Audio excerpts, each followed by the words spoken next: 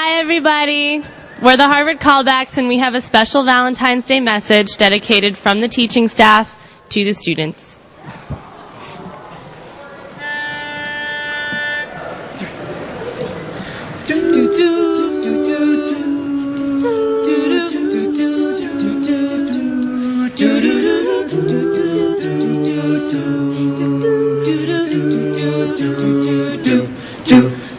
I will never find another lover sweeter than you, sweeter than you do. And I will never find another lover more precious than you, more precious than you. 'Cause you're like my mother, you're like my father, you're like my sister, you're like my brother. You are the only one, my everything, and for you this song I sing. Oh my life, ooh, praise someone like that, and I thank God that I am, and I pray that you do love me too. Pray that you do love me too. Happy Valentine's Day!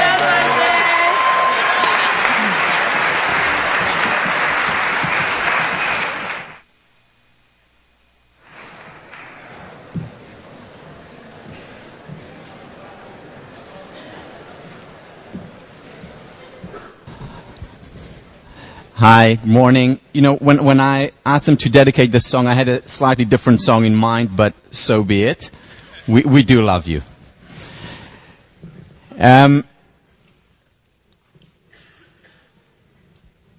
What we're going to talk about today, continuing from last time, is or are the basic premises of this course. Where we're coming from, where we're going, laying down in many ways the foundation of the spiral that we're going to create for the next semester together. And last time we stopped where we talked about how difficult change is. We talked about the twin studies that illustrate that, you know, what Like and Intelligence said, that maybe changing our happiness levels is as difficult and futile as trying to change our height.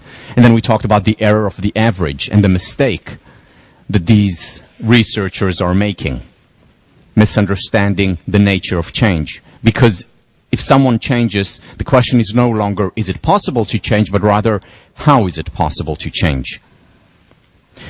And then we talked about the Somerville-Cambridge study that showed that literally the Rolls-Royce of interventions failed. 5 years with the leading scientists, researchers, psychiatrists and psychologists from Cambridge, Harvard and MIT, putting their minds and hearts with good intentions to bring about change. Failure. Not only have they failed in bringing about positive change, they actually brought about negative change. Remember, alcoholism rates went up for the intervention group compared to the control group. The control group that enjoyed no intervention actually were more likely to advance in their workplace 20, 30 years later. So change is difficult, but then we went over and said, well, Marva Collins created change, so it is possible.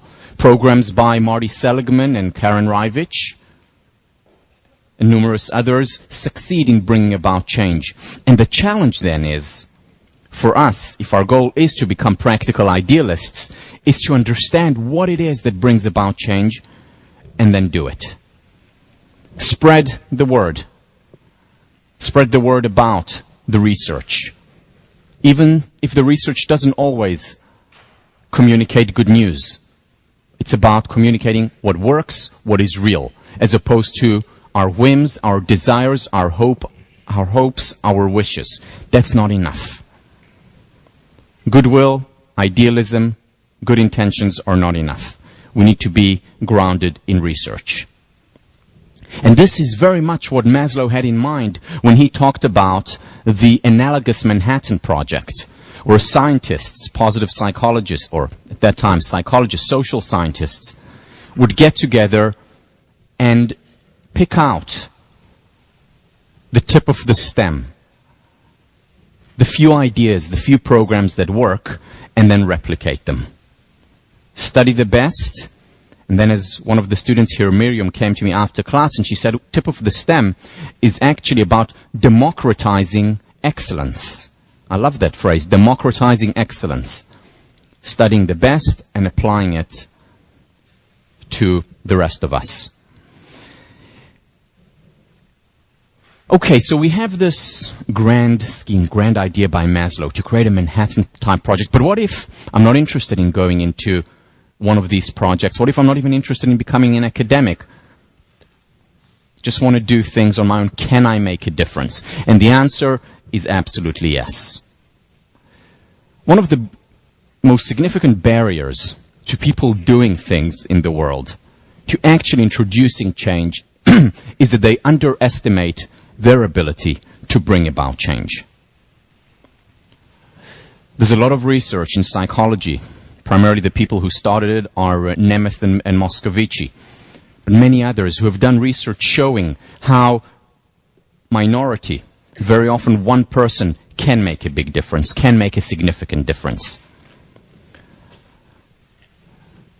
Ralph Waldo Emerson: all history is a record of the power of minorities and of minorities of one.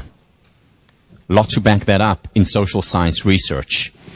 Margaret Mead, the anthropologist, never doubt that a small group of thoughtful, committed citizens can change the world. Indeed, it is the only thing that ever has. All change begins in the mind of a single person or a small group, and then it expands. Now, the question is, how does it expand, and why is it so difficult for us to understand, accept, assimilate, and live according to the fact that we can make a difference? And if we want to understand that, what we need to understand is how change happens. Change happens exponentially. Our connection to other people and their connection to others, and so on, creates an exponential function, which explains, for example, those of you familiar with the butterfly effect, how a butterfly flapping its wings in Singapore can theoretically cause a tornado in Florida. Because one particle hits another and another and another. It also explains the phenomenon of 6 degrees of separation, how we're all connected and all interconnected in a web, potentially, of goodness. To illustrate the exponential nature of human networks, let's look at smiles. What we know from research is that smiles are contagious. Someone smiles, makes you smile, you make someone else smile, and so on and so on.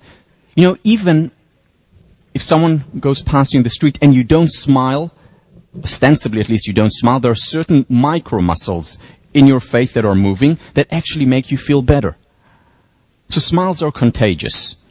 Now, if you smiled to, or made 3 people smile, and these 3 people, each one made 3 other people smile, and those 9 people then each one made 3 other people smile,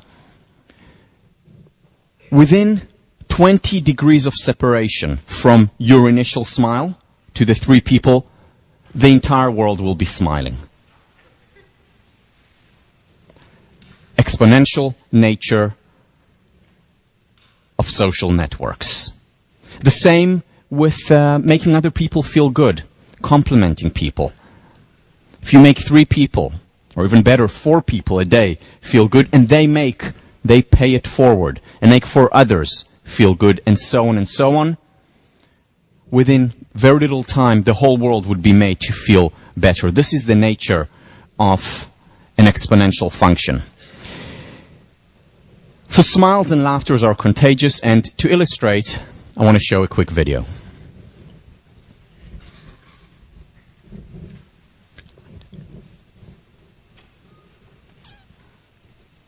A ver cuánto tiempo aguantas sin reír.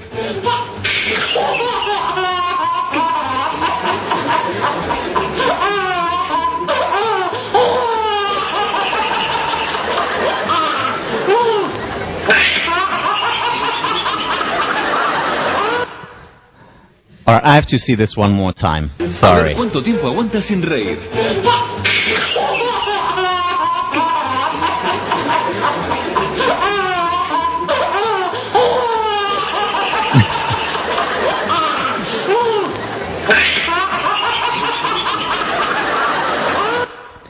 All right, so the theme of the class today is babies. We're going to see another one soon. So let's understand, what is the nature of an exponential function so that we can understand the power of 1? I'm looking for someone to make a deal with me. Here is the deal. What I'm going to do is ask you, this is all voluntary, you don't have to do it, but here's the deal. I'm going to ask you to give me each day, or rather, I'm going to give you, whoever signs this deal with me, $1,000 every single day for the next 30 days. And what you will give me in return is on the first day, 1 cent, 1 penny. On the second day, 2 cents. Third day, 4 cents. Every day, twice as much as the previous day, starting with 1. Who would like to make this deal with me? Again, every day I give you for the next 30 days $1,000. And what you do is every day for the next 30 days give me 1 cent, the next day 2, 4, 8, and so on. Anyone? Any takers? 1. Looking for some more. So that's $30,000 down for me. Any more? Okay, good. Whew. All right, so here is the deal. Here is what will happen. On the 30th day, I will give you another $1,000. You'll have a total of $30,000 from me. On the 30th day, I will be getting from you a total, including the first 29 days. No, rather, on the 30th day, I'll be getting from you $5,368,709.12.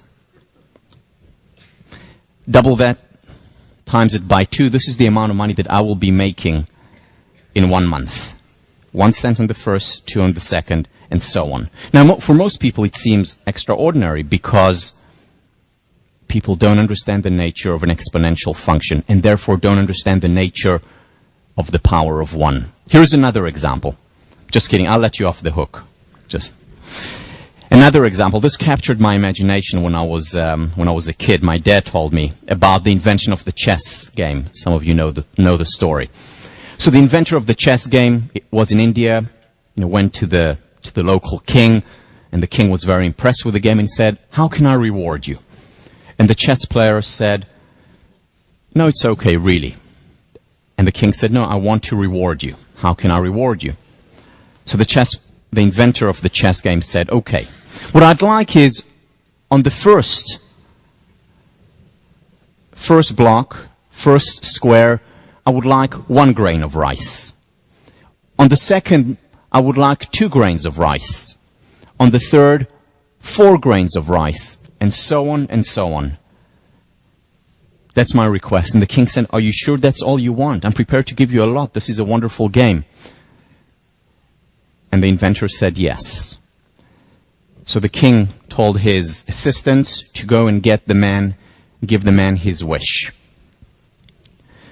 And when they started to calculate how much rice would be needed to fill up all the blocks all the way to 2 to the power of 63, they realized that the rice could fill up the entire world with a thick layer. Again, misleading, fail to understand it because we don't understand the nature of exponential change. Another last one. So how many times do you think, so you all have pieces of paper in front of you, how many times do you think you need to roll over the piece of paper for the piece of paper to reach the moon? The moon, 240,000 miles away from us. How many times do you need to fold the piece of paper so that you can reach the moon? 41 times. So if you can have a piece of paper here and you fold it 41 times by the end of the class, you can reach the moon. I don't know why they make such a big deal out of, a person landing on the moon. Seems quite simple to me. And here is the point. We underestimate our capacity to affect change because we underestimate the growth of an exponential function. We're influencing people and the world every minute of our lives. The question, though, is in which direction are we going to do it?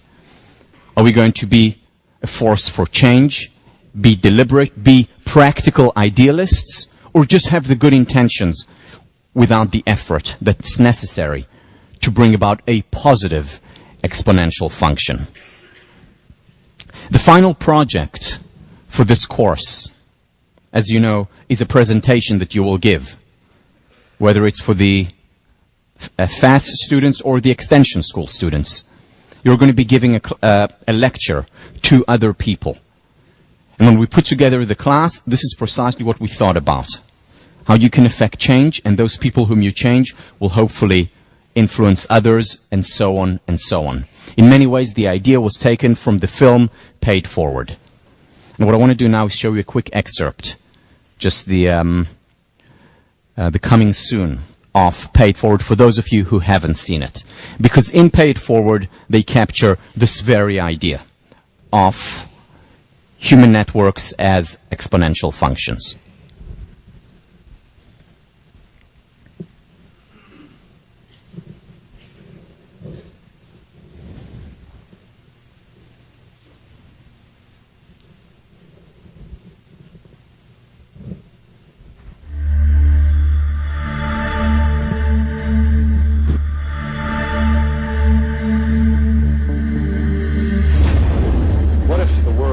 Is just a big disappointment.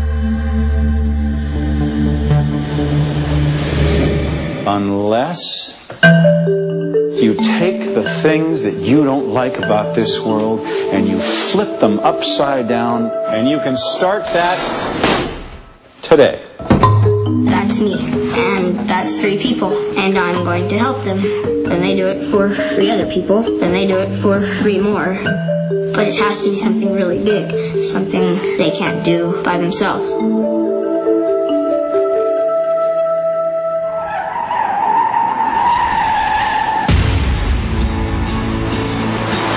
Lost your car? That's a keen observation. I could help you. You're giving me a brand new Jaguar and you don't want anything? Call it generosity between 2 strangers. What did you tell my son to make him bring a homeless man into my house? I've got a story, okay? Senior partner Channing and Moss is giving away new cars. Just pay it forward. 3 big favors for 3 other people. Hello? You can't just put 2 people together and make them like each other. This is the one. Pay it forward. Paying it forward. It's like this idea. You can fix a person. Do you want to come in and stay? It's complicated. Come in. It's supposed to be something hard. I don't care about your burns, Eugene, if that's even what they are. Is that what they are? I can't. So sorry. Don't tell me how sorry you are for me! Maybe you're scared to get rejected. Well, I can't reject you. You're too quick for me. Are you still going to pay it forward? Give her another chance. For me. You're wearing this. No, I want to wear the green dress. Oh, you smell good. Are you sure? Yeah. Pay it forward. The movement. It's reached LA, Mrs. McKinney. Come on, the movement?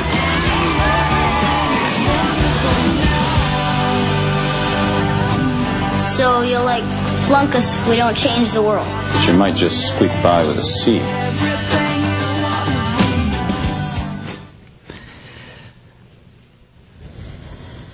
Impact 3 people, who each impact 3 others, and 3 others within 20 degrees of separation. You can change the world, the entire world.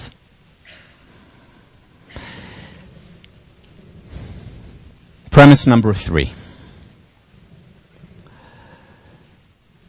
Internal factors versus external factors.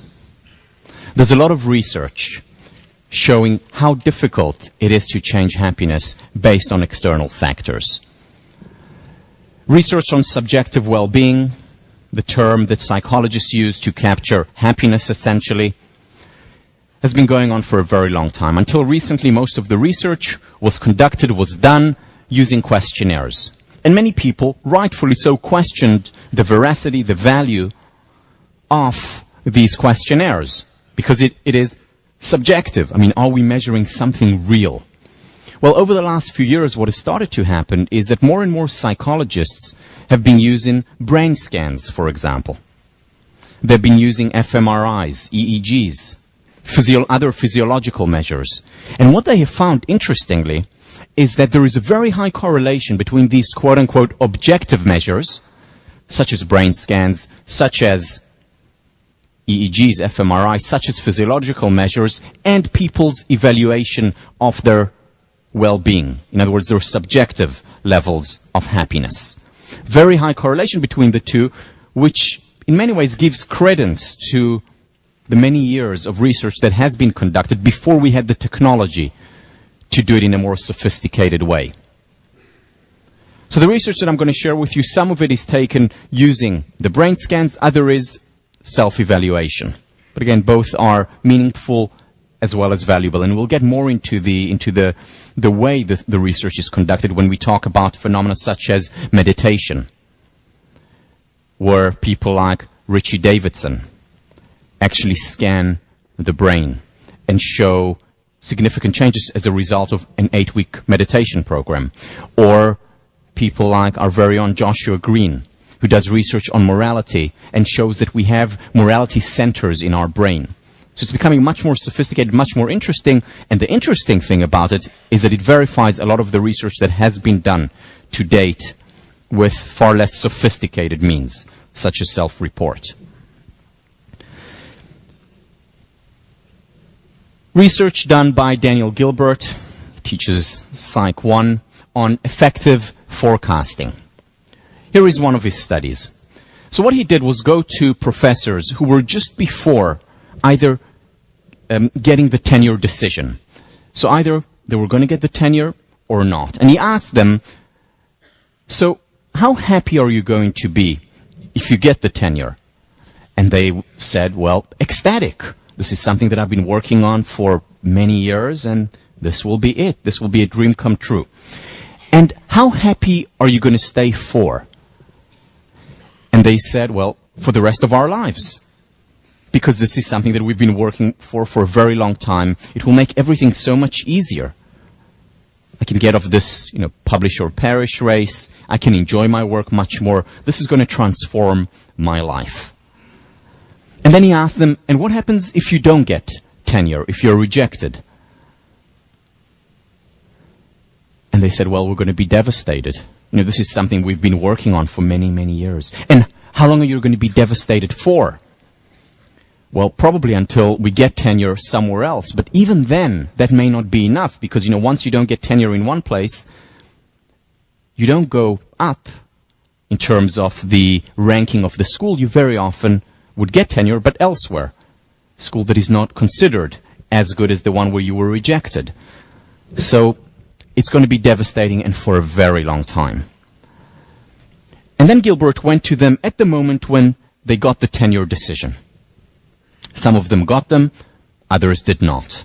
How are you feeling? He asked. Well, those who got it, ecstatic.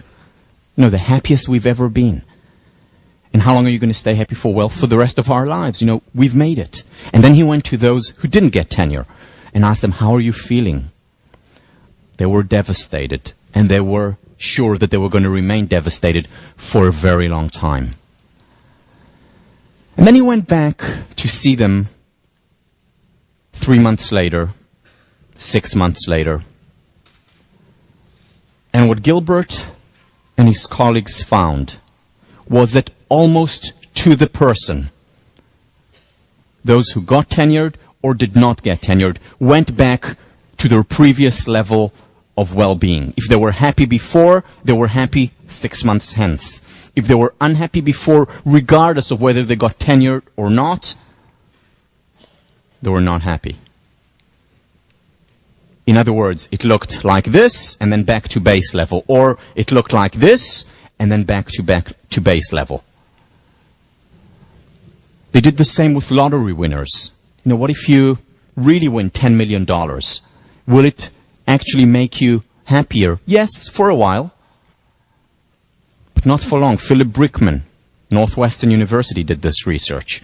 Within as little as 6 months, people go back to their base level of well-being.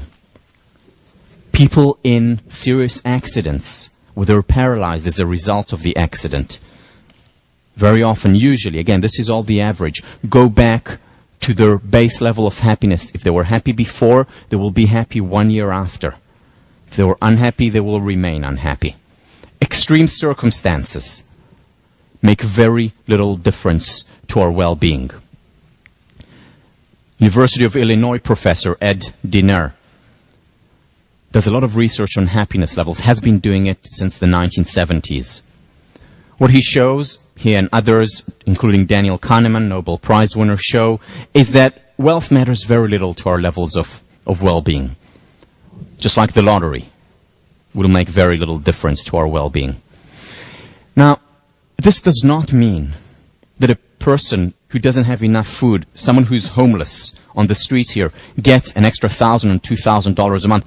That, of course, will make him or her much happier.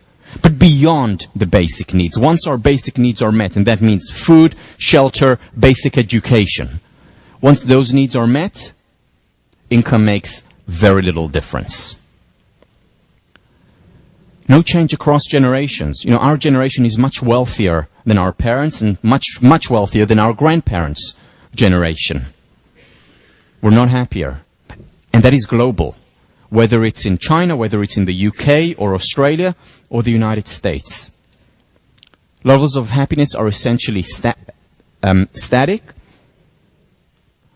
and anxiety levels and depression levels, as we talked about in the first class, have gone up significantly.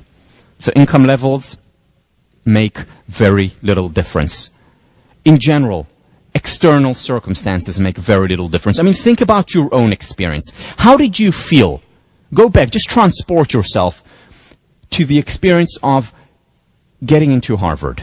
You know, getting this big package in the mail. Where you said you were accepted. On April 1 or end of December, when you got this pack. How did you feel? Probably ecstatic. Probably one of your highlights. And at that moment, if you're like me, you thought, this is it. Now I'm really going to be happy for a very long time, because I really struggled in high school. A lot of it was difficult, a lot of it was painful, but it was all worth it. I made it. And you went along with that feeling the next day, because in school they started to talk about how you got in. And you felt fantastic about it, right? And you felt great for probably the rest of senior year. I mean, still ups and downs, but overall, high levels of happiness. And it was going to last for the rest of your life. And when you came here freshman week, you knew that it was going to last for the rest of your life. Because you were around wonderful people, and it was fun, and there were parties. And you said, everything they said about Harvard was not true. It's actually a party school. You were certain of that, right? And not only was that a party school, you were going to have an amazing time for the 4 years and beyond. Because your life was transformed by this letter of acceptance, right? Things started to change probably on the first day of class, but not entirely, because there's shopping period, and it's such a wonderful thing. You shop for classes. It's even better than going to the mall. So many, 3,000 classes to choose from. And the second week at Harvard was fantastic. And it was going to continue just that way, a constant high for the rest of your life. And then suddenly things begin to change. Slightly. Ever so slightly. And they completely change once your first paper is due. Or the midterms arrive. And you go back to your base level of well-being. If you experienced a lot of stress in high school and elementary school and were unhappy, generally the best predictor would say that you would feel the same way a month into your Harvard experience. External circumstances matter very little. Very little. In fact, also, place of residence makes very little difference. People think, well, if I move, especially on a day like this, if I move to California, I'll be happier, right? Wrong. Californians are no happier than people in Massachusetts, Initially, when we go to a warm place, we feel the relief, there is the spike in our levels of well-being, but very quickly we go back to our base level, exactly where we were before. I'll take this even a step further. Even though there is no research about this, I bet you this is correct. There is no difference in our levels of well-being if our place of residence is by the river or in the quad. This is really taking the theory far, but it's true. I love this t-shirt. What? If you can't run with the big dogs, stay in the yard? I mean, anyone from Korea here? All right. You made it all the way on such a cold day. Well done. I appreciate it. How spoiled we get here. Makes very little difference. Very little difference. Where we are, where we live, income levels, lottery, tenure, getting into our dream college, getting our dream job. For you seniors, you may have just gotten it. Yeah, you're going to have a spike in your level of well-being. I'm sure you had a spike in your level of well-being when you got this acceptance letter. But very quickly we go back to our base level. One thing that does matter to our base level of well-being, which is an external circumstance, is democracy versus oppression. People living in democracies are generally significantly happier than people living in dictatorships. Women, for example, living in places where they're oppressed are in general less happy than women living in free countries. People living in Darfur are certainly less happy than people living in Denmark or the United States. But again, these are the extreme circumstances that do make a difference. Such as I said, a homeless person. Of course, income will make a difference to that person. Moving to a free country, of course, will make a difference to their well-being. But beyond the extremes, additions or subtractions to our external circumstances make very little difference. Now, this is good news and bad news. The bad news is it seems like whatever we do doesn't matter, so why am I working hard in order to get that BCG job? Why am I working hard why did I work so hard in order to get into this place? If it doesn't matter if I experience these ups and downs. And the answer is that, yes, it will make a difference to our well-being, but it also doesn't mean that we cannot increase our levels of well-being. Many people say that the problem with general levels of happiness, or unhappiness rather, the cause is that people have too high expectations. And if we lower our expectations, we will lower our stress levels, and we will enjoy life more. Okay, so I don't care if I get a B in a course. I'll be much happier if I don't care, if I lower my levels of expectation. I don't care where I get into, what job I have. I just want to be happy. And you'll probably be happy, slightly happy if you lower your levels of expectations, but not in the long term. And we'll talk about it next week. Not in the long term. The problem is not low versus high expectations. That doesn't matter. The problem is right versus wrong expectations. Not low versus high expectations. That won't make a difference to our levels of well-being. What will make a difference to our levels of well-being is if we have right versus wrong expectations. It is a wrong expectations to expect that getting into a certain place, getting a raise,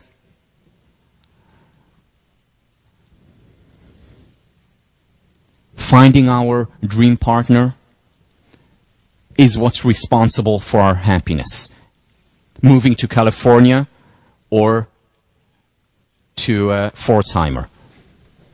That in and of itself will not make us happier.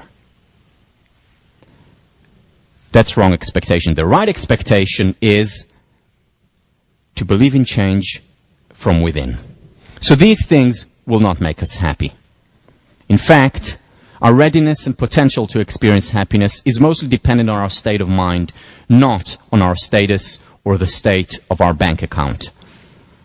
It's about changing our perception, state of mind.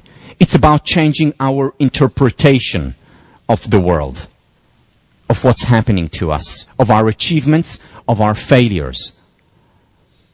It's about what we choose to perceive, what we choose to focus on. It's about transformation, as opposed to the external information or the external success. 1504, this whole course is about this transformation, as I mentioned during the first lesson.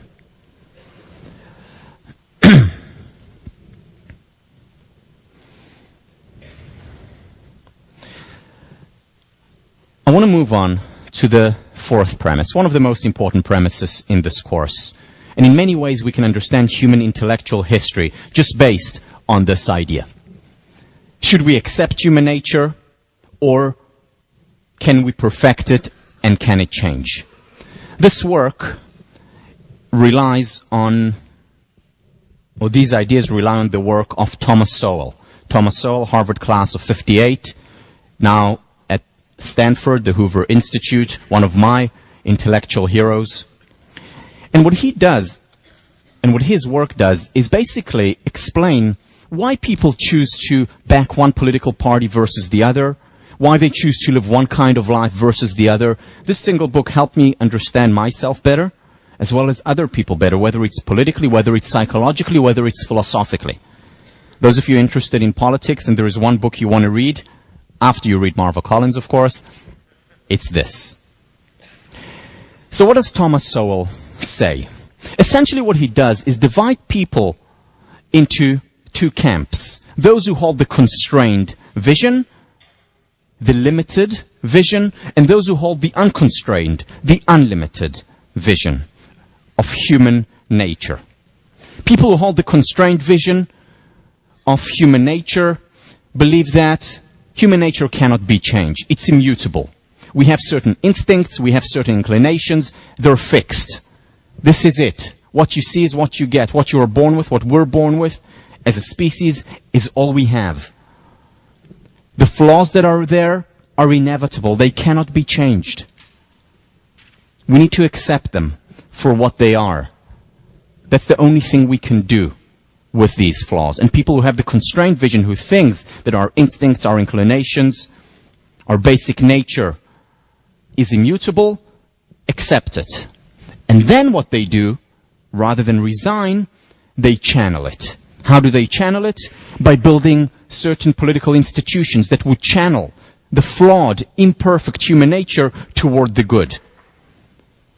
Philosophers and psychologists who fall under the constrained vision create then philosophies and psychologies and institutions and systems to channel our flawed and imperfect nature. People who fall under the constrained vision in the history of ideas are people such as Alexander Hamilton, Adam Smith, those of you who are taking or have taken Ec 10, Ayn Rand, Friedrich Hayek. These are people who say our nature is constrained, it's limited. Edmund Burke, another one. What captures this idea best? The words of Francis Bacon, considered the father of the scientific movement, was a philosopher in the 1600s. Nature to be commanded must be obeyed, whether it's physical nature or human nature. We need to obey it. It is what it is. Now we have the unconstrained vision. Bless you, a little bit more optimistic, a little bit more utopian. Human nature can be improved. It can be changed. It's up to us to do so. It is perfectible. We don't need to accept these flaws as inevitable. We can perfect it. There are solutions to these flaws, to these imperfections. And our role, the goal of institutions, whether it's political institutions, educational institutions, of systems, organizations, individuals, philosophers, and psychologists, the role is to change our nature, to perfect it, to better it. Philosophers who held this position, people like Thomas Jefferson. People like Jean-Jacques Rousseau.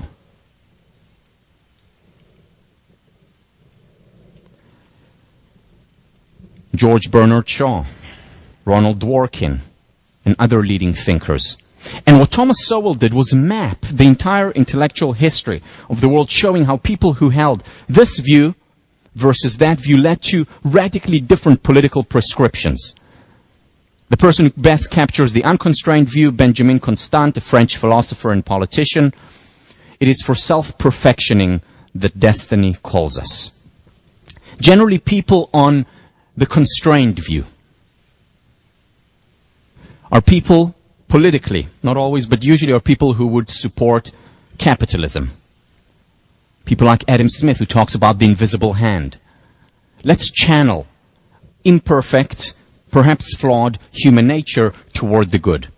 People who are more on the unconstrained vision would tend toward utopianism or sometimes communism. Not always, but sometimes. Why? Because let's change human nature. Self-interest is not good. It hurts in the long term, and therefore we need to change it. Rather than the constrained vision, people who said, we may not like it, but it is what it is. We cannot change it. Let's make the best of it and channel it toward the good. Two radical views, two radical prescriptions based on people's notion perspective.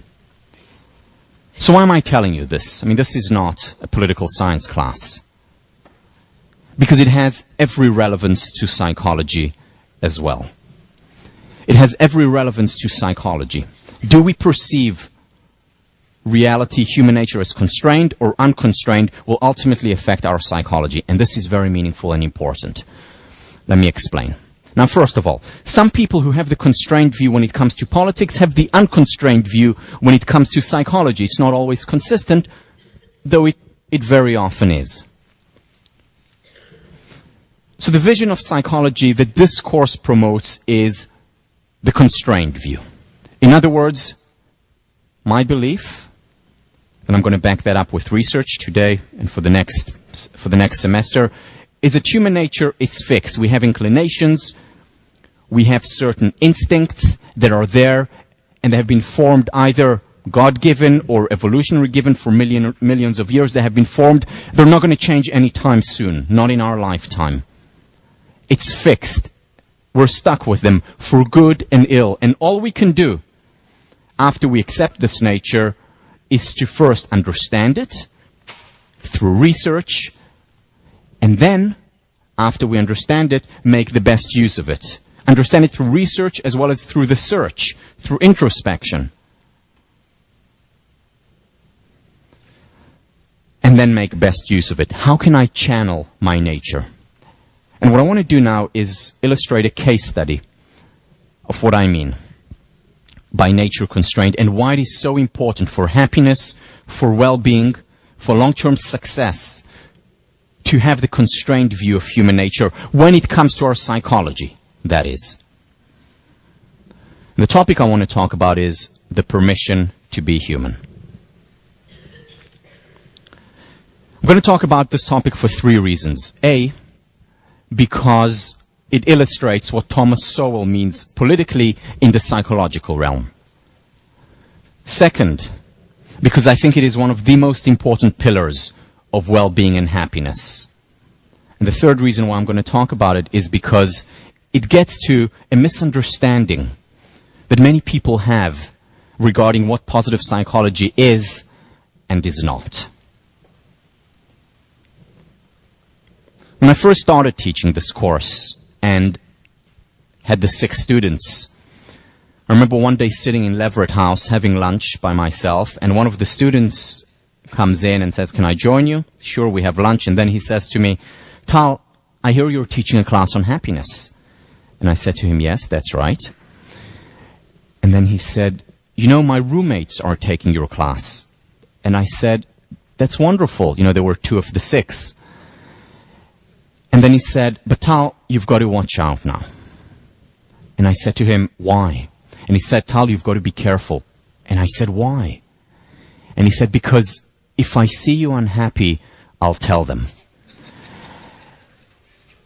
Now, the next day in class, I used that and I said to the students, you know, the last thing in the world that I want you to think is that I experience a constant high. Or that you, by the end of the semester or the year, it was a year course, you by the end of the year will experience a constant high. There are two kinds of people who experience this constant high who don't experience painful emotions, such as anger or envy or disappointment or sadness or unhappiness or depression or anxiety at times. Two kinds of people who don't experience these painful emotions. The one kind are the psychopaths. By definition, they don't experience these painful emotions. The second kind of people who don't experience these painful emotions are dead people. Exactly. So you know, if you experience these emotions, it's a good sign. You're not a psychopath and you're alive. However, in our culture today, we don't give ourselves the permission to be human, the freedom to experience these painful emotions as well. And we pay a very high price for this inability, for this refusal to accept the fact that it's part of human nature, that is constrained, that is there no matter what. As kids, as babies, going back to the babies theme, we give ourselves the permission to be human. We know that it's natural. We don't even think about it, in fact, to experience high and then low and then high and then low. And later on, when we stop giving ourselves the permission to be human, when the facade becomes so important, when we begin to realize that other people are watching us and evaluating us constantly, and we think they do so much more than they actually do, that's when we stop giving ourselves the permission to be human, and we pay a price in terms of our energy levels, of our well-being, of our happiness, of our creativity, and ultimately also our success. Let me give you an example of someone who does give himself the permission to be human.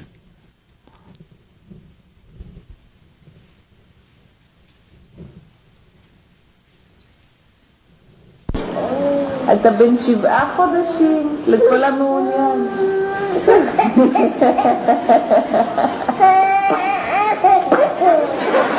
זה ההבדל בין יופי לצחוק.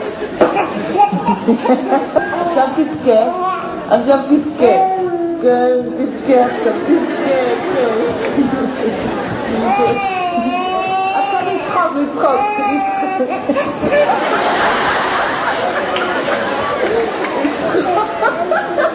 לא לצחוק, עכשיו לצחוק. רגע, עכשיו לצחוק.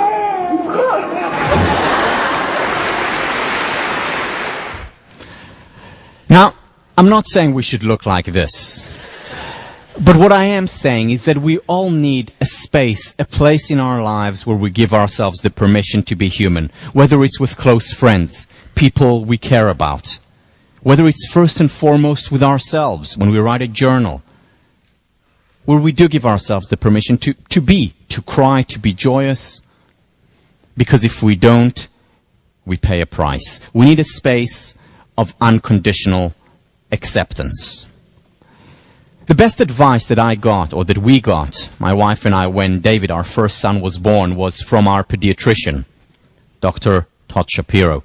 And David was born at 1 a.m. in the morning, and then at around 8 a.m. in the morning, he came in to see, to check up on my wife, to check up on the baby. For some reason, he didn't check up on me. And everything was fine. And as he was leaving the room, he turned around and said, just one more thing. Over the next few months, you're going to be experiencing every single kind of emotion to the extreme. And that's fine. It's natural. We all go through it. And then he walked out. It was the best advice that my wife and I got regarding child rearing. Why? Let me give you an example. So, after about a month, I started to, once in a while, experience some envy toward David. Because here he was, for the first time since my wife and I were together, there was someone else who was getting much more attention than I was, no matter how much I cried. And I felt envy toward him. And then 5 minutes later, I experienced this most intense love toward him. Emotions that I haven't felt before. Now, normally I would think, what a hypocrite. It's just, something's wrong. 1 minute you're envious, the next minute you experience love. Well, there is nothing wrong. There is everything right. It's part of being human. And because I had Dr. Shapiro's voice, the back of my mind, permission to be human, that helped me a great deal. Experience the envy when I experienced it, accept it, and then enjoy and celebrate the positive emotions that I experienced toward David. Permission to be human. You see, there is actually a paradox at play, and this is work done by our very own Daniel Wagner on ironic processing. When we suppress a natural phenomenon, that phenomenon only strengthens. And let me illustrate through an experiment.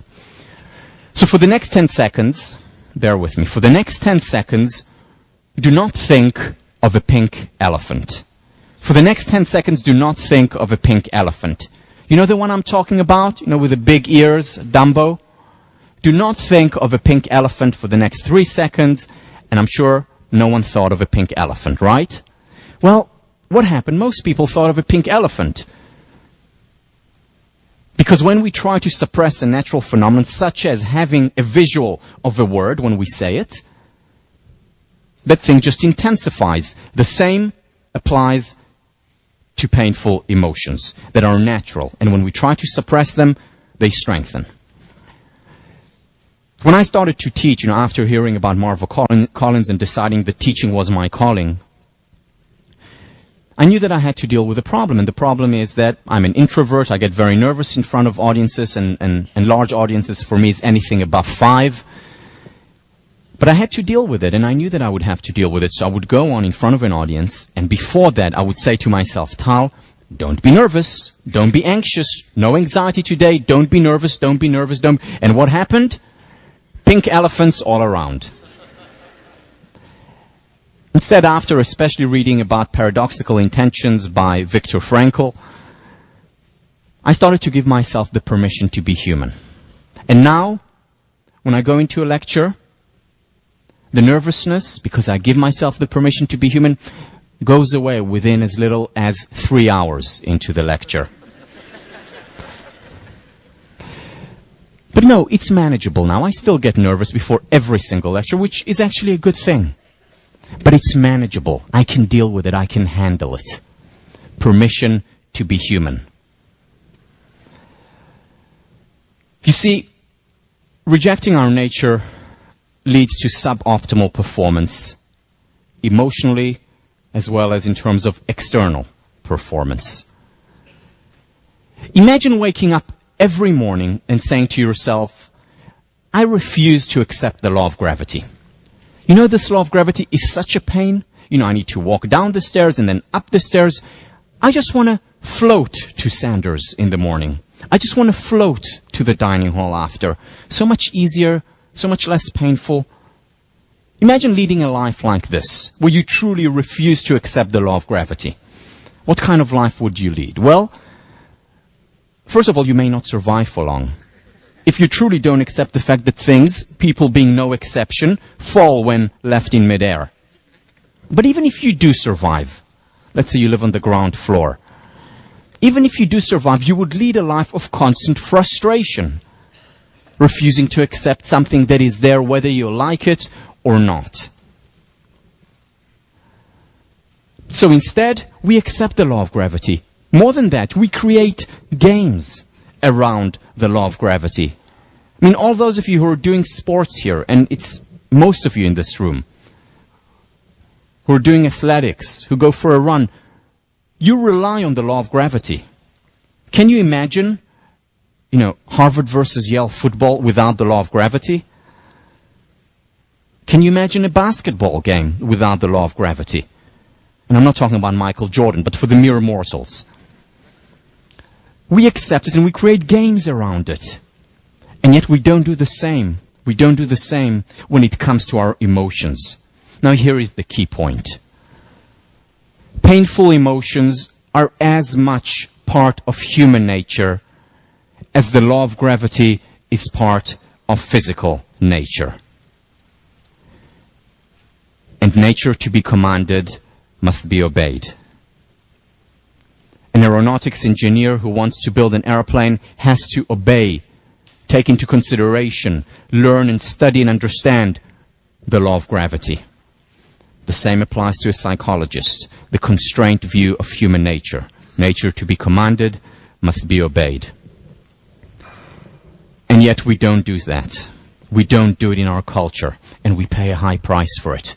We have what I call the great deception, where people ask us, so how are you doing? And we say, fine, just great.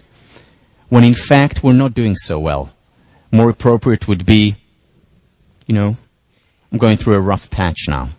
Going through a hard time. I'm really stressed. But yet, we don't want to admit that. We don't give ourselves the permission to be human because we think there is something wrong with us if we experience these emotions. And then when everyone says, oh fine, oh great, oh terrific, then when we are asked, so how are you doing? I'm not going to be the only party pooper here. I'm not going to be the only depressed one around here. So I say, oh fine, oh great, and then we contribute to this great deception. And it is this great deception that leads to the Great Depression. The Great Depression in the ultimate currency of happiness. This to a great extent explains why so many people today experience depression. The 45% figure nationwide on college campuses. Not enough permission to be human. Now I'm not talking about wearing our heart on our sleeves. When someone comes to us in the elevator in William James and says, so how are you doing? Oh, thank you for asking. It all started when I was 3. This is not what I'm talking about. This is not what I'm talking about. Well, in William James it may be the case because, the elevators, it does take about 2 hours to get there for the door to close. But other than that, I'm not talking about that. What I am talking about, though, is a space, a safe space in our lives with our closest friends, with our family, first and foremost with ourselves, where we have the permission to be human. And what I'm not talking about is resignation. Far from it. It is not about saying, well, I'm depressed, there's nothing I can do about it, I accept my nature, I accept my state, and that's it. I'm not talking about resignation. What I am talking about is active acceptance. What does that mean? It means understanding that certain things I cannot change and certain things I can and ought to change. One of the main ideas we'll talk about is the distinction, we'll talk about specifically on the lectures on change, between affect, behaviors, and cognitions. The A, B, C of psychology. Affect, emotion, behavior, action, cognition, thoughts. Unconditional acceptance, permission to be human, relates primarily to our affect, to our emotions. They're there, just like human nature, just like the law of gravity is there. That does not mean we need to accept our behavior and our cognition. For example, I can, and have in the past, experienced envy toward my best friend. That, in and of itself, does not make me a bad person. It's human. I've never met a person who has never experienced or who does not experience, well, maybe the Dalai Lama, but other than that, who does not experience envy toward other people. And if it is true about the Dalai Lama, then it's because he has worked on it for decades. Envy is part of human nature. Nothing good or bad about the envy. Nothing good or bad about experiencing anger. Nothing good or bad about experiencing depression or anxiety. It's part of human nature. However, the question is, how do I choose to behave, to act as a result of it? That's where the moral domain enters. That's where I can have moral or immoral behavior toward my best friend or baby or other people in general. I can still experience envy toward my best friend and choose to behave generously and benevolently toward him. The same with cognition, and we'll talk a lot about it when we talk about CBT, cognitive behavioral therapy. I can feel a certain way, but it doesn't mean that I need to resign to my thoughts about that feeling. Rumination is one of the things that we'll talk about a lot. Actually, not that helpful to ruminate about painful emotions. It's much more helpful to write about them, to talk to other people about them, rather than to just be thinking constantly about how miserable I am because my girlfriend just left me and I haven't found anyone in Pinocchio's. So rumination doesn't help. So I don't necessarily need to accept all my irrational thoughts. And again, we'll talk about it much more next week, of how we can cognitively reframe what we're thinking. But the emotion, the affect is the emotion. It is what it is. And the key is to be true to reality, which is also one of the main themes in the course. You know, in many ways, this course should not be called positive psychology. Well, I'm telling you this after you already signed up for this class, so it's too late to leave. This is actually not a course in positive psychology. It's a course in reality psychology. Because positive psychology may mean that we're only focusing on the positive, on what works, ignoring all the rest. We're not. All we're doing in this class is shifting the pendulum so that there is more even playing field. Instead of the 21-to-1 ratio, we're doing much more focusing on the positive. And at the same time, accepting that painful emotions are as much part of human nature as the wonderful emotions. And the sooner we accept it, the better. What that will mean at the end of the course of 1504, or 100 other courses and workshops or books that you read, it's not that you will not have painful emotions anymore. It's simply that your psychological immune system will become stronger. Hopefully already by the end of the semester. Psychological immune system will become stronger, and that means not that we don't get ill. It means that we get ill less often, and that when we do get sick, we recover more promptly. The difference between extremely happy people and extremely unhappy people is not that one gets sad or upset or anxious or depressed and the others does not. Both groups do. It's how quickly, how promptly we can recover from these painful emotions. In other words, how strong our psychological immune system is. And our psychological immune system strengthens when we give ourselves the permission to be human. Many of you have probably read this, come across this, but I think it captures so well the foundation of what it means to be actively accepting. This has become also the official mantra, in many ways, of the AA movement. God, grant me the serenity to accept the things I cannot change, the courage to change the things I can change, and the wisdom to know the difference. The wisdom to know the difference. Unfortunately, a lot of this wisdom can come from studies, from research, from deep introspection that you will do throughout the semester.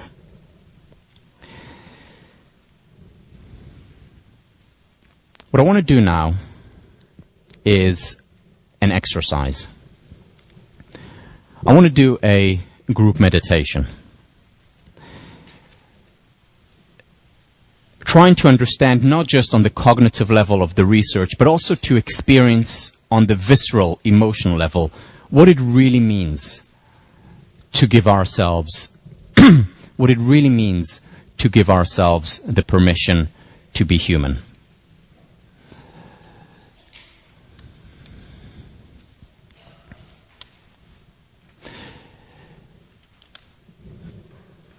Those of you who don't feel comfortable doing it, you don't have to do it. Those who feel comfortable do it. If it's a stretch for you, I still recommend that you do it. If you've never meditated before, this is a wonderful opportunity to do it for the first time. One thing I do ask you, if you're not doing it, if you don't participate, simply, just keep quiet. But other than that, I really do recommend that you join us. What I want to do together now is enter the realm of unconditional acceptance. So in your seat, just sit up straight as much as possible. If possible, your back relaxing against the backrest. Plant your feet comfortably on the floor. And if you feel comfortable, close your eyes.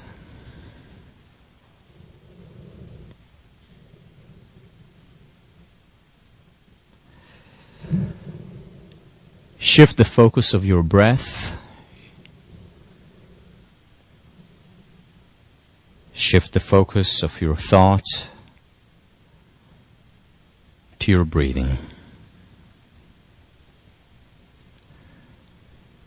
Take a deep breath in all the way down to your belly, and then breathe out.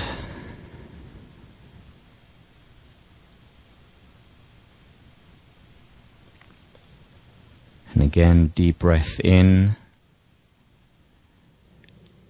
and slow, gentle, quiet breath out.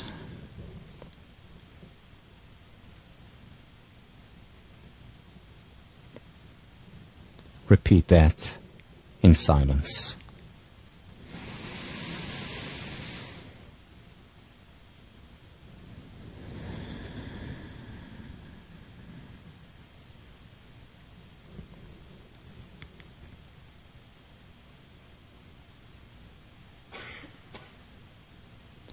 If your mind wanders, simply bring it back to your breathing. Deep, slow inhalation.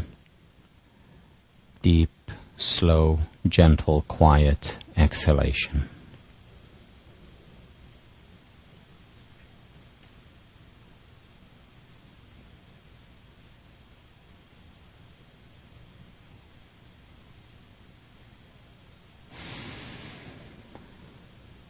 Most of us don't breathe deeply enough. We don't take the time to celebrate our breath, our spirit, our being. The connection, the link, the bridge between our mind and our body, between our emotions and our thoughts, between the brain and the heart.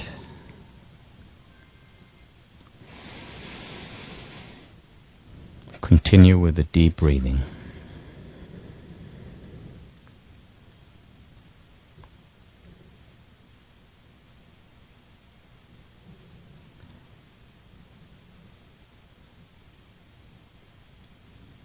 As you continue with the deep breaths, shift your focus to your emotions, to your feelings.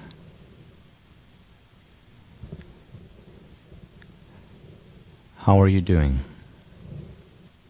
How are you feeling? Pay attention to your emotions.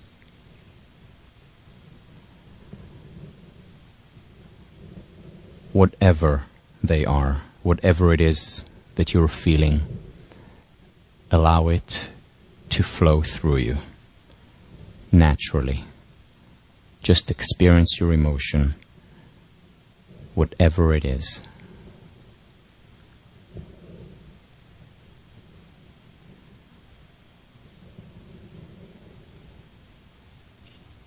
You may feel one emotion the one moment, different emotion the next. That's okay. Whatever it is, accept it, experience it. Give yourself the permission to be human. It's all okay. Just breathe.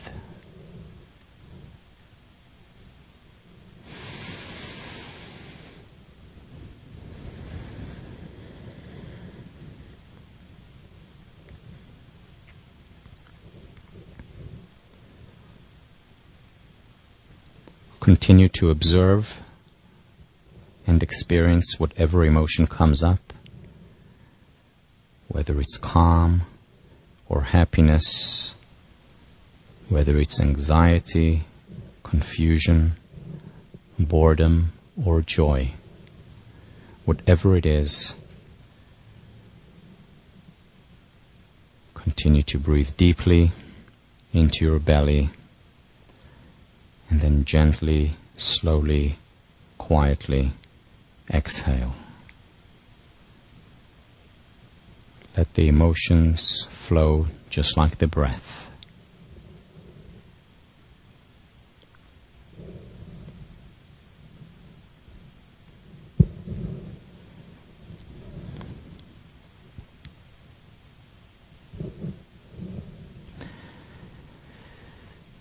As you continue breathing deeply, in your mind's eye, see yourself walking out of this classroom today, walking in the yard with the feeling that all your feelings are real, fine, part of human nature. They just are, neither good nor bad.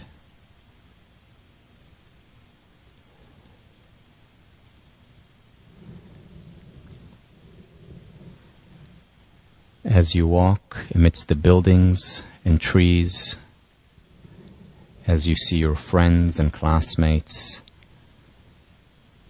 allow these emotions to flow through you, freely, lightly.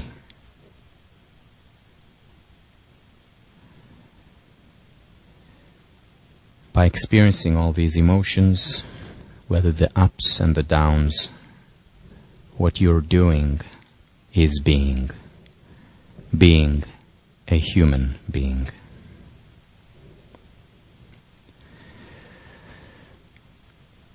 Continue to allow the breath and the emotions to just flow,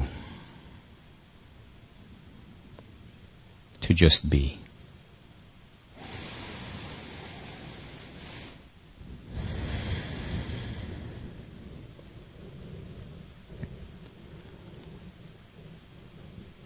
What if you truly gave yourself the permission to be human? What if you are giving yourself the permission to be human? Just imagine. Life becomes so much lighter, so much simpler, when rather than trying to fight or defeat our nature, we accept it. We accept who we are. We accept whatever emotion comes up.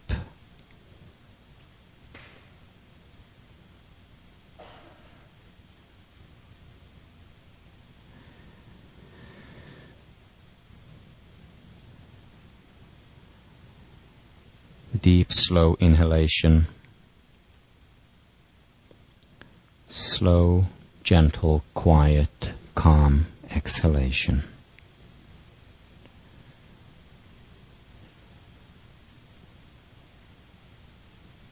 Take a few deep breaths in silence. Embrace the silence, the stillness.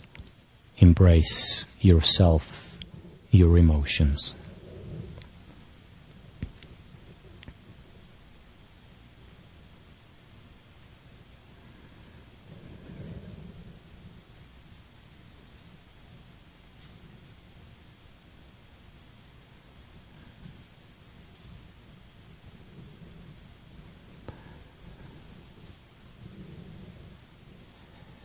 And on your next exhalation, deep, slow, quiet exhalation, open your eyes.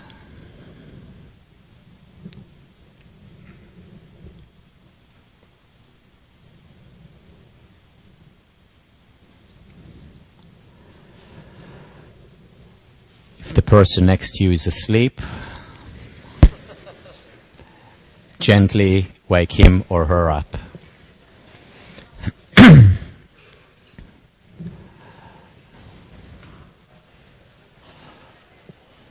Just imagine.